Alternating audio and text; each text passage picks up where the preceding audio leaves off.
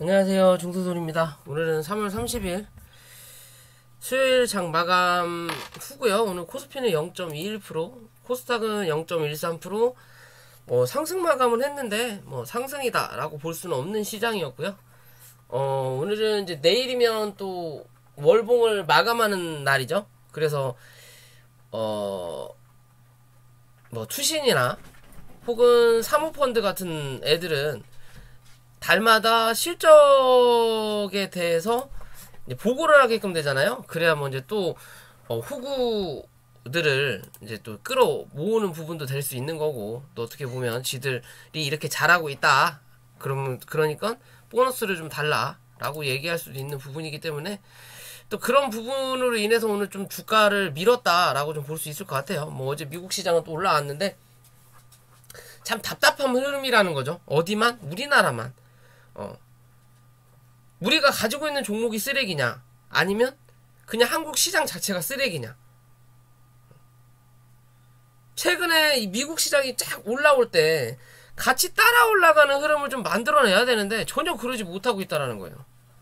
무슨 말이냐, 실제적으로 미국 시장은 우리나라 시간으로 새벽에 시작이 되고, 우리는 미국 시장 밤부터 새벽에 우리나라가 열리죠. 그럼 희한하게 얘네가 오르면 우리나라는 그 다음날 영향을 받아야 갭이 뜨죠. 그럼 뭐예요? 밀어요. 또 그 다음날 얘네가 올라. 그럼 또 가죠.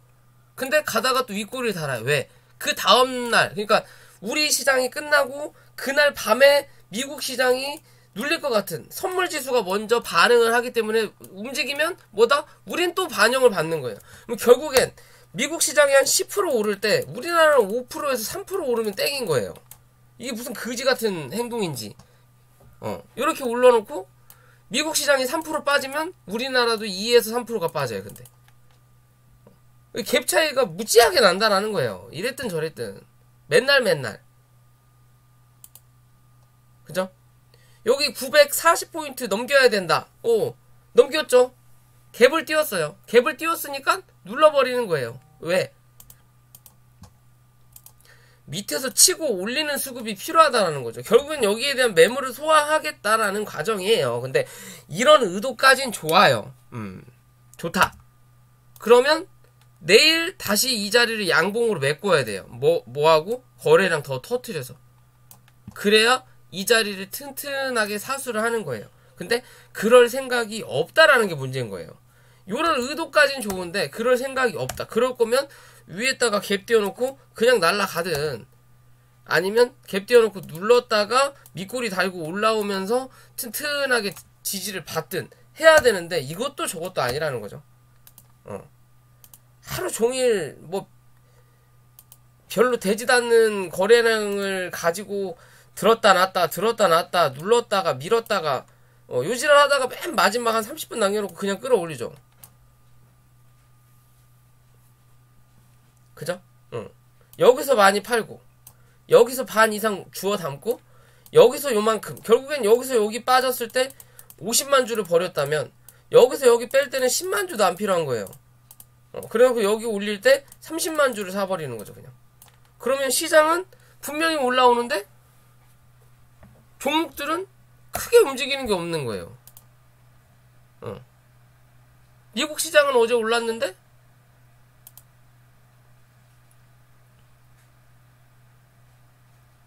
우리나라 시장은 상승보다 하락이 더 많다.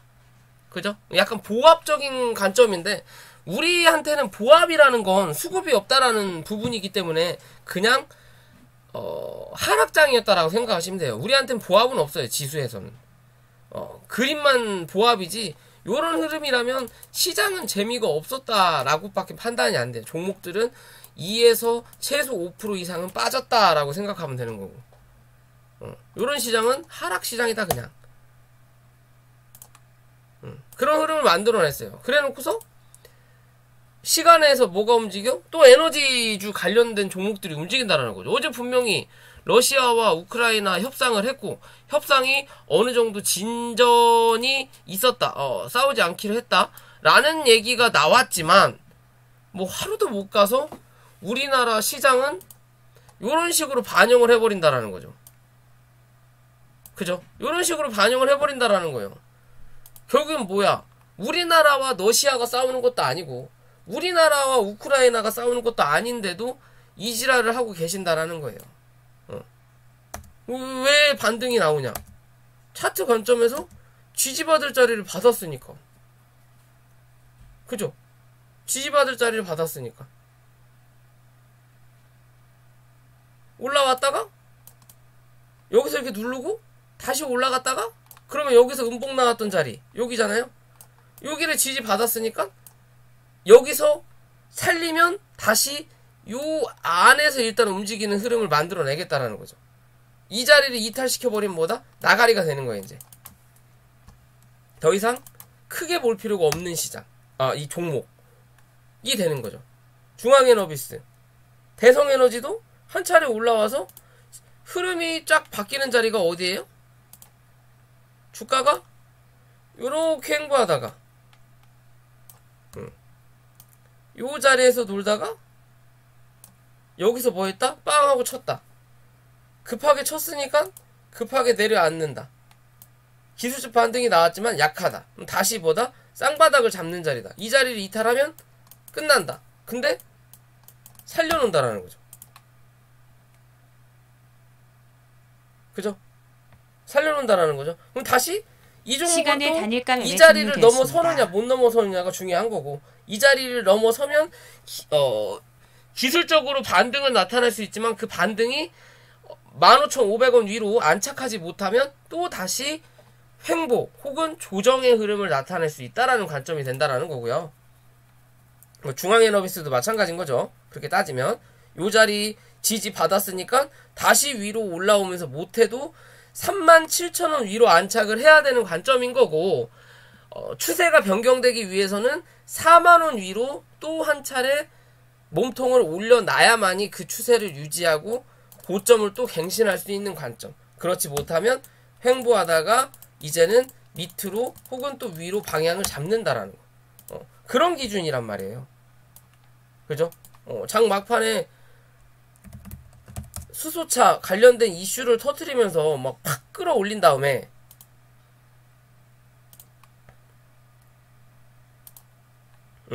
끌어올린 다음에 뭐예요? 시간에서 눌러버린다라는 거. 이게 무슨 그지 같은 이게 무슨 그지 같은 시장입니까? 이게 뭔 시장입니까? 그죠? 얘도 장 막판에 미친듯이 5% 10% 이슈 있을 것처럼 올려놓고, 이건 뭐 아니면 도죠? 시간에서 이 자리를 다 반납해버리든지 아니면 그냥 상한가를 가든지. 이게 뭔가 이슈를 터뜨려놓고 만들어놓고 그냥 눌러버린다는 거죠. 왜? 계획된 일이 아니니까. 결국 이 자리 다 메꿨죠. 7,000원대까지. 계획된 일이 아니니까. 수소차는 계획이 없었던 거예요. 자기네들 계획에. 오늘 갑자기 이 뉴스가 나오면서 뭐 공동 어쩌고 개발을 뭐 미국과 하네 어찌네 이런 계획은 없었던 거예요. 없었는데 갑자기 나오니까 반응은 시켜줘야 되니까 쏘고, 원래 우리의 계획은 오늘 대충 해가지고 그냥 하루 때우고 내일은 오전에 조정 한번 줘야 되겠다 라는 게 계획이었던 거예요. 그래서 에너지주들, 석유 관련된 종목들이 시간에서 또 상을 치는 거예요. 비료주 같은 경우도 그렇죠. 다시 또 어느 정도 살려놓는다라는 거죠. 효성 OMB 같은 경우도 단기적으로 유지해야 될 자리가 요 박스란 말이에요. 근데 뭐예요? 아침부터 시가를 눌러버리죠. 왜? 우크라이나 러시아가 잘 됐다고 하니까. 근데 이렇게까지 반응할 필요는 없는데 이렇게 반응을 시킨 거예요. 뭐다? 이제는 재수없으면 손절을 해야 되는 관점이구나 라고도 볼 수 있는 자리란 말이에요. 마지노선까지 거진다 왔으니까. 근데 시간에서 다시 땡겨놓는다라는 거죠. 어디까지? 이 위로. 그럼 뭐예요? 결국은 살려놓은 거예요. 어거지로 그냥 누르는 척 했다가 그 다음날 올린다. 결국에는 이게 다 뭐다? 지들 계획에 있었다라는 거예요. 그냥 돈지랄 하겠다. 돈으로 쳐 올리고 쳐 눌러버리면 끝난다. 요런 거를 거래소에서 잡아야 되는데 안 잡는다라는 거죠. 쓰잘데없는 짓 하고 있는 거냐. 월급만 축내고 있고 대체 뭘 하는 건지는 모르겠고요. 어떻게든 상장 폐지나 시키려고 개인들 많은 거 위주로 특히나 개인들 많이 들고 있는 위주로 상장 폐지 시키려고 노력하고 있다라는 거죠. 하여튼 더러운 놈들만 시장에 잔뜩 깔려 있다. 믿을 놈 없다라고 볼 수도 있는 부분인 거고요. 자, 어찌됐든 요 자리 937포인트를 지켜내느냐가 중요한 부분이에요. 코스닥은 뭐 내일 935포인트 4포인트까지 밀려도 되지만 이 밑으로 들어가는 흐름이 나타난다면 결국엔 또 요 안에서 움직이는 흐름 만들어낸다라는 거. 여기서 또 버텨내면 한 차례 더 올라갈 수도 있지만 재수 없으면 요렇게 또 기어 들어온다라는 거. 그럼 뭐다? 당분간 또 별 볼 일 없다. 지금도 별 볼 일 없지만 당분간도 별 볼 일 없다라는 거고요. 코스피도 저항대에서 시가를 형성시켜놓고 뚫리는 척 하다가 그냥 눌러버렸다라는 거죠. 그죠? 결국에는 마찬가지 흐름인 거고요. 내일 또 이렇게 양봉으로 메꾸는 그림이 나타나면 금상첨화고 정말로 재수 없으면 이렇게 딸려 내려가는 그림을 만들어낸다라는 거. 그런 흐름은 나오지 않아야 되겠죠. 그렇게 봐야 되는 거고요. 자, 이랬든 저랬든 2735포인트를 이탈하지 않아야 되는 관점인 거고요.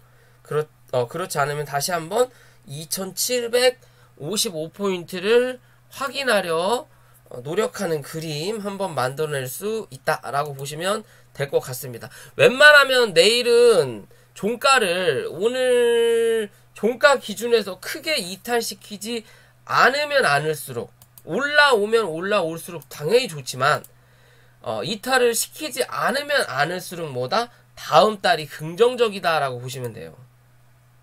이해되시죠? 이탈을 시키지 않으면 않을수록 다음 달이 긍정적이다 라고만 보시면 되고요. 그런 자리가 코스닥은 920포인트 기준인 거고요.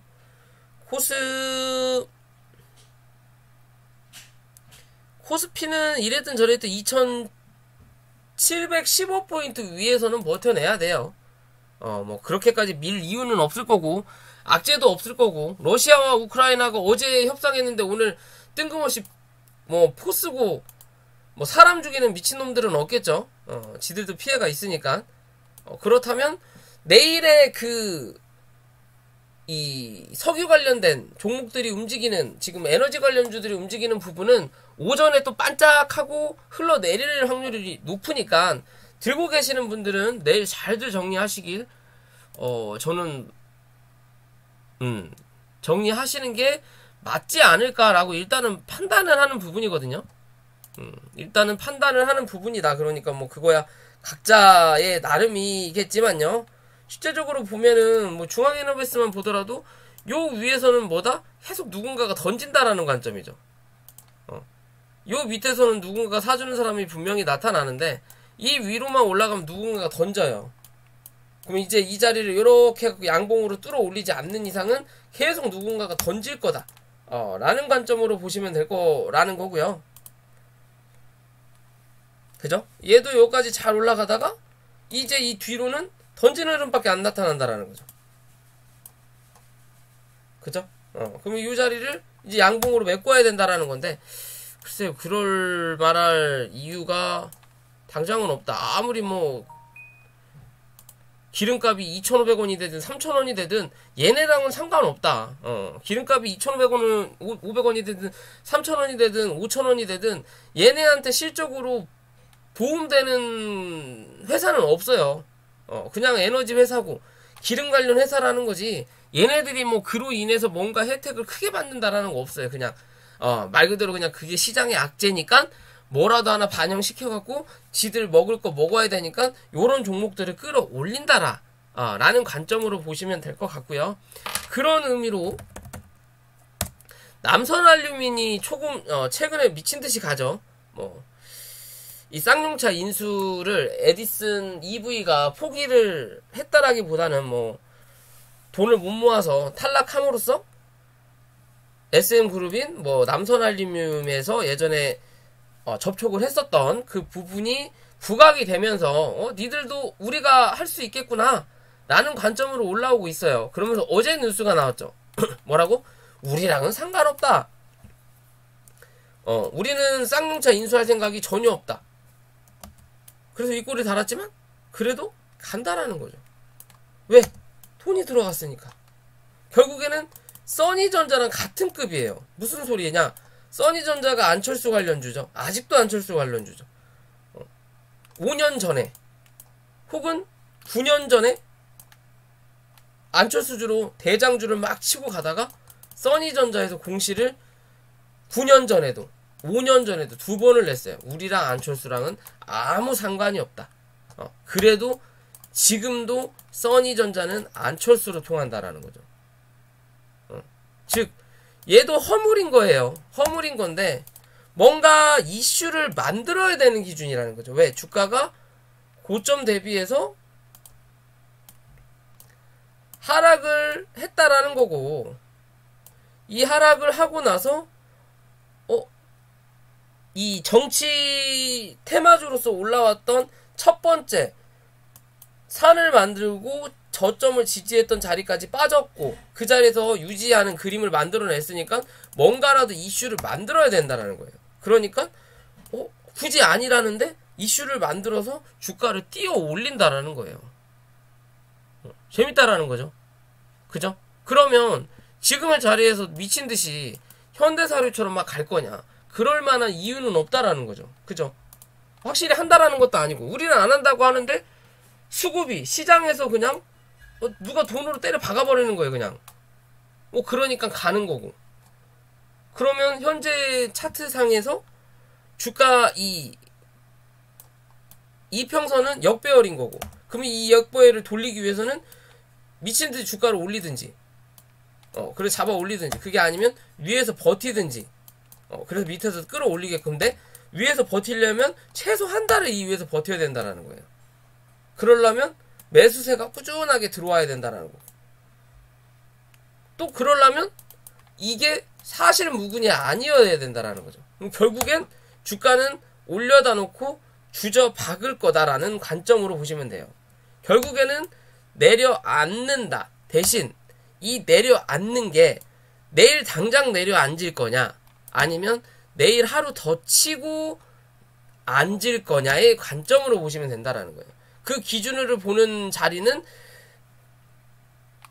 4,000원 3,950원 부근 정도, 요 자리를 이탈하냐 하지 않느냐의 관점으로 봐야 된다. 결국엔 3,950원을 이탈하면 더 올라가기보다는 주저앉는 그림이 나타난다라는 거고, 3,950원에서 4,000원 위에서 지지받는 흐름을 만들어내면 어찌됐든 또 한 번 주가는 상승할 확률이 높다라고 보시면 될 것 같아요. 4,600원에서 한 4,800원 부근까지는 한 차례 더 올렸다가 꼬라박는 흐름 한번 만들어낼 수 있다 라고 판단하시면 될 것 같습니다. 어찌됐든 뭐 이슈에 붙은 거니까 뭐 지들이 아니라고 하는데 돈 넣은 사람이 나 이걸로 꼭 해먹을 거야, 나 예전에 여기서 물린 거 있어, 이거 털고 나가야 돼 라고 해서 돈을 쳐 박는 거를 누가 뭐라고 할 수 없다라는 거죠. 그죠? 이유도 있다라는 거고, 쌍용차라는. 근데 사실 무근이라고 하지만 야 말은 그렇게 하더라도 진짜 있을 수 있는 거 아니냐, 그리고 이게 주가 조작이냐 아니냐가 결정되는 거는 최소 못해도 한 달 뒤라는 거죠. 왜? 그만큼 거래소 애들이 일을 못해요. 바로 못 잡아내요. 최소 한 달 뒤라는 거죠. 그럼 그 안에 주가 다시 제자리로 원상복귀 시켜놓고 아니었단다, 무산이 맞네 라고 생각해버리면 된다라는 거예요. 어려울 거 없다라는 거죠. 그죠? 그러니까 이 짧은 기간 동안 지켜주는지 안 지켜주는지 꼭 확인을 하셔야 된다. 아니면 재수 없으면 그대로 쳐 물린다. 어디까지? 3,000원 밑에까지 이건 내려앉아야 끝난다. 이해되시죠? 그런 관점으로 보셔야 된다라는 거고요. 최근에 엑세스바이오가 좀 자사주 매입 도 하고 좋은 뉴스도 내고 실적도 잘 나오고 해서 올라오고는 있는데 실제적으로 시장이 올라가는데 그 시장의 흐름이 제약바이오가 아니에요. 뭐 이상하게 말도 안 되는 것들 가는 놈들만 미친듯이 가고 결국에는 개인이 없을 것 같은 것들만 미친듯이 가고 뭐 그런 시장인데 최근에 수급 요청을 보면 확실히 외국인들이 오전부터 팔아제끼고 맨 마지막 오후장에 끌어당기는 시장에서는 제약바이오가 항상 밀린다. 대신 오전부터 외국인들이 사는 흐름을 나타내는 시장의 흐름이 나타날 때는 뭐가 간다? 제약바이오가 움직인다라고 보시면 돼요. 그만큼 제약바이오에 외국인들 지분이 슬금슬금 늘어나고 있다라고 판단을 할 수 있는데 시장에서 반영을 즉 올라가는 부분은 분명히 있는데 뭔가 미흡하게 올라가다 보니까 제약바이오가 제약바이오답지 못한 흐름을 만들어내고 있다 라고 보시면 될 것 같고요. 뭐 엑세스바이오도 단기적인 상승의 흐름은 일단 만들어낸 자리인 거죠. 왜? 거래량이 안 터지니까 여기에 대한 거래량 상단을 쳐맞고 밀리는 자리가 나오는 거예요. 어젠 여기, 오늘은 여기까지. 그죠? 그러면 다시 18,300원대 혹은 18,000원 부근까지 열어놓을 수는 있지만 요 자리를 이탈하게 되면 뭐가 나온다? 결국엔 다시 또 한번 16,500원까지 밀었다가 횡보하는 그림을 요 구름대를 다 지나쳐야 된다라는 거고요. 그렇지 않고 지금의 이 자리 18,000원에서 18,300원 위에서 유지받는 그림을 좀 만들어낸다면 이랬든 저랬든 요 자리를 한 번 정도는 확인하러 올라올 수 있는 관점이라고 보시면 돼요. 결국엔 슈팅을 쫙 내놓고 여기서 그냥 밀어버렸거든요. 그러면 여기서 누군가가 기어 들어왔을 수 있는 관점으로 봐야 되는 거고 그러면서 주가가 꾸준하게 눌렸으니까 누군가가 털었을 수도 있지만 누군가가 샀을 수도 있다라는 거고 누군가 산 사람은 요거를 다 쳐맞았을 거라는 거고 그러면서 주가를 올린다라는 건 여기서 들고 있는 누군가가 주가를 올리겠다라는 관점으로 봐야 된다라는 거죠. 그럼 한 번 더 위로 올라가는 21,000원대를 넘어서는 그림 한번 만들어낼 수도 있는 관점인 거예요. 이랬든 저랬든 뭐 얘는 아직까지도 이 박스권을 계속 유지하고 있는 흐름이긴 한데요. 여기서 장짠 살짝 뚫었다가 밀렸던 거고 유지하는 그림이긴 한데 박스권 기준을 보더라도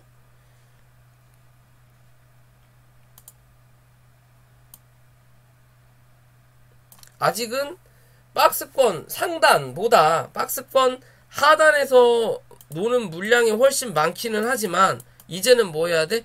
위에서 버티는 물량을 좀 만들어내야 그 다음에 어떻게 된다? 이 자리를 한번 뚫고 올라가는 그림을 만들어낼 수 있다라는 관점으로 봐야 돼요. 결국엔 다시 또 밑으로 내려앉는다면 결국 또 여기에 지분이 많으면 결국엔 이 밑으로 하향 돌파하거나 주저앉는 그림이 나타날 수 있다는 거죠. 그죠?